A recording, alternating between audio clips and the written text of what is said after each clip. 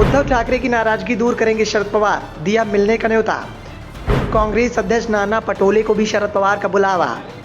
PM के साथ क्यों मंच शेयर किया, बताएंगे शरद पवार। पीएम नरेंद्र मोदी के साथ मंच शेयर करने के बाद से ही शरद पवार एनडीए के नेताओं के निशाने पर दिखाई दे रहे हैं। कांग्रेस विधायक ने तो यहां तक का दावा कर दिया था कि पवार पर अब भरोसा नहीं किया जा सकता, वो एनडीए के साथ हैं या फिर एनडीए के साथ हैं, ये भी तय नहीं हो पा रहा है। पहले तय होना चाहिए, उसके बाद ही आगे की बात होनी चाहिए। कांग्रेस विधायकों का गुस्सा इस बात को लेकर था कि पीएम के साथ मंच शेयर करने को लेकर पहले ही पार्टी ने अपनी आपत्ति जताई थी। कांग्रेस के दिग्गज नेताओं ने शरद पवार से मुलाकात करने का समय मांगा था, लेकिन पवार ने कांग्रेस के नेताओं से मिलने से इनकार कर दिया था, उन्हें मुलाकात का समय तक नहीं दिया था। जबकि जिन लोगों ने एनसीपी को तोड़ा, शरद पवार के खिलाफ बगावत की, वो लोग जब चाहते हैं शरद पवार की उनसे मुलाकात हो जाती है, और तो और वो लोग बिना समय लिए ही पवार से मिलने पहुंच जाते हैं और बंद कमरे में घंटों बातचीत होती रहती है। पवार पर अब एनडीए को भरोसा नहीं करना चाहिए। शिवसेना यूबीटी के सुर भी पवार को लेकर बेहद तीखे बने हुए हैं। उद्धव ठाकरे लगातार इस बात का दावा कर रहे हैं कि पवार को पीएम मोदी के साथ मंच साझा नहीं करना चाहिए था,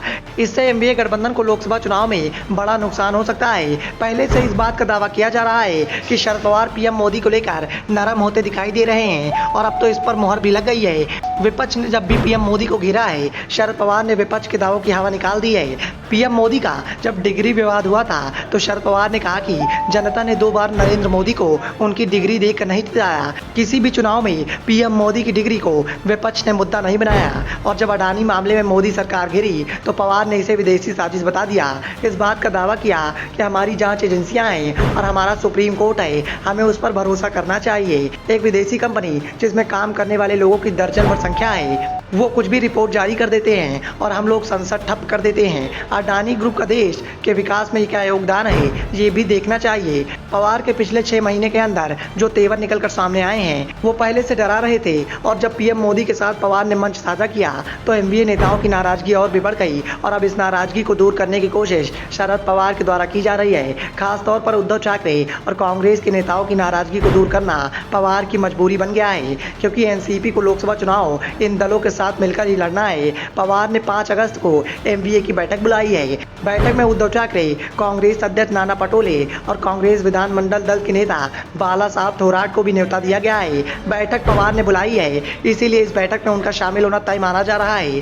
दावा इस बात को लेकर भी किया जा रहा है कि बैठक में कांग्रेस के दिग्गज नेताओं और उद्धव ठाकरे की ओर से पवार के रुख को लेकर तमाम सवाल भी पूछे जाएंगे। पवार को सफाई देनी होगी, उन्हें ये बताना होगा कि आखिर पीएम मोदी के कार्यक्रम में वो क्यों गए। वैसे पवार की ओर से ये साफ कर दिया गया है कि महाराष्ट्र की परंपरा के चलते वो कार्यक्रम में शामिल हुए थे, लेकिन एनडीए गठबंधन में शामिल दलों को पवार की सफाई अभी तक रास नहीं आई है। ऐसे में पवार के साथ होने वाली मुलाकात कई मुद्दों पर चर्चा हो सकती है।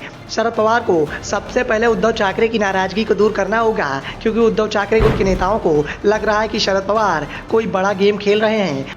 उद्धव को बीजेपी से दूर कर चुके हैं और अब वो खुद को बीजेपी के करीब लाते दिखाई दे रहे हैं। अजीत पवार को सहारा बनाकर उन्होंने एनसीपी की पहले ही एनडीए में एंट्री करा दी है, और अब लोकसभा चुनाव से पहले या फिर अगर केंद्र में मोदी सरकार बन गई तो शरद पवार खुद भी एनडीए में जा सकते हैं। Bureau report, the Dhakad news.